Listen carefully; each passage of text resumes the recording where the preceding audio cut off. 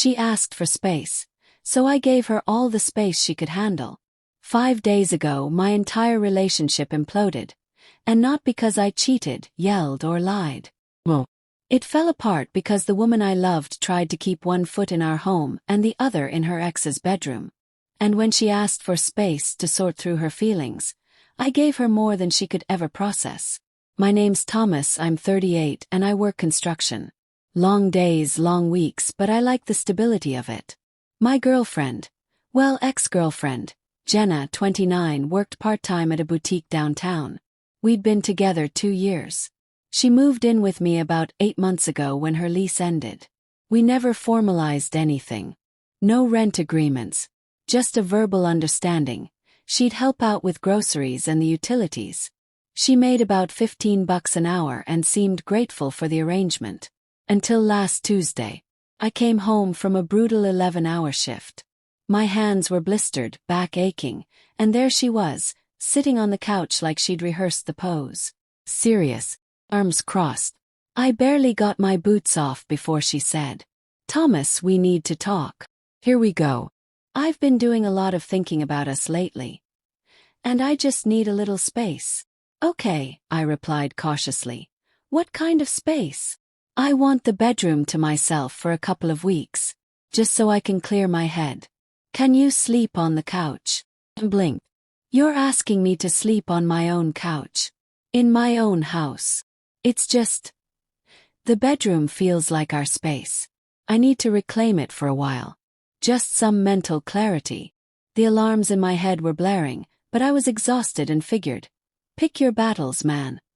I grabbed a pillow, a throw blanket, and made the couch work. But then came Wednesday night.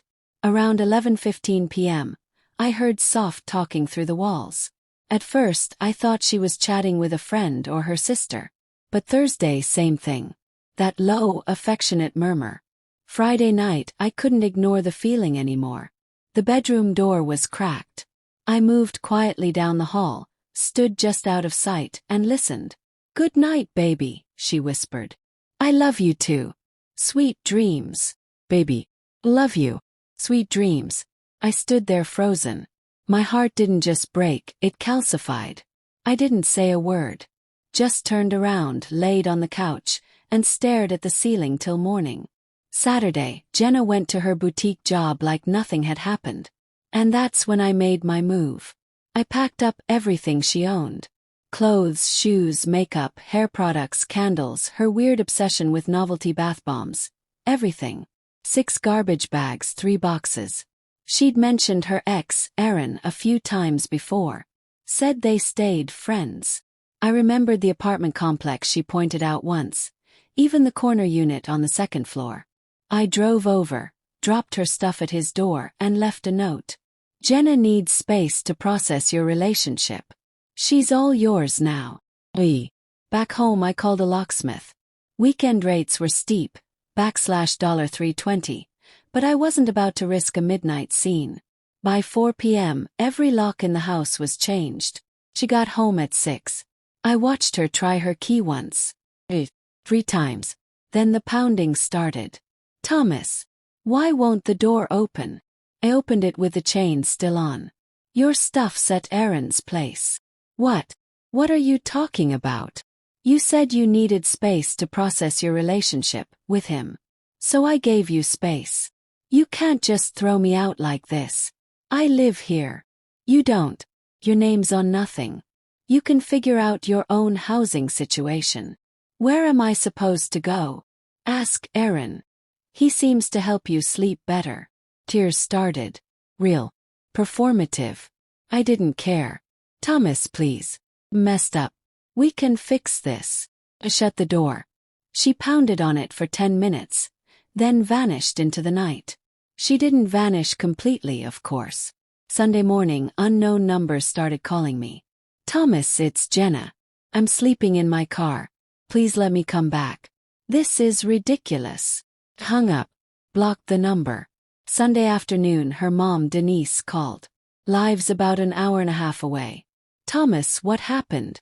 "Jenna says you kicked her out and she's sleeping in her car. She kicked me out of my bedroom so she could video call her ex every night. I just returned the favor. That doesn't sound like Jenna. Are you sure? Ask her what she says to Aaron around 11 p.m. every night. Silence. I'll talk to her. Blick. Monday morning, Jenna showed up at my job site, yelling until my foreman told her to leave or get escorted out. Monday night, she tried again with her mother. Denise said. She told me about the calls. She says it wasn't what it sounded like. I looked Jenna in the eye. What did it sound like when you said, "I love you" to your ex in my bedroom? I didn't mean it like that. It was platonic. You kicked me out of my own room to say it. Denise stared at her. You made Thomas sleep on the couch? It's not that simple. Denise said. Get in the car, Jenna. They left. Tuesday, Jenna tried one last trick. Sent a coworker, Stephanie, to knock on my door. She's sleeping in her car. Sorry. She messed up. She made her bed, I said. Let her sleep in the driver's seat. Turns out car camping isn't sustainable. After one cold week in October, Denise came and got her. Jenna showed up Friday night, looking like she hadn't showered in days. I can't do this. Please. I'm tired. I made a mistake. This isn't your home anymore. I can't afford to live anywhere. Then maybe you shouldn't have tried to replace the man who gave you one. She tried to force her way in. I stepped forward. You step inside and I'm calling the cops. She backed off. Saturday morning, Denise came alone. I got the full story. Sorry. That wasn't right. I appreciate it. She'll be staying with me until she figures things out. Did she forget anything? Everything's at Aaron's. Whatever he did with it is between them. It's been 14 weeks. The house is quiet again. No drama, no late-night whispers to exes. I started dating someone new. Her name's Danielle. I met her at the hardware store. She was buying parts to fix her own garbage disposal. Owns her home. Works in accounting. Knows how to be alone without hurting people in the process. When she stays over, she doesn't kick me out of my own bed.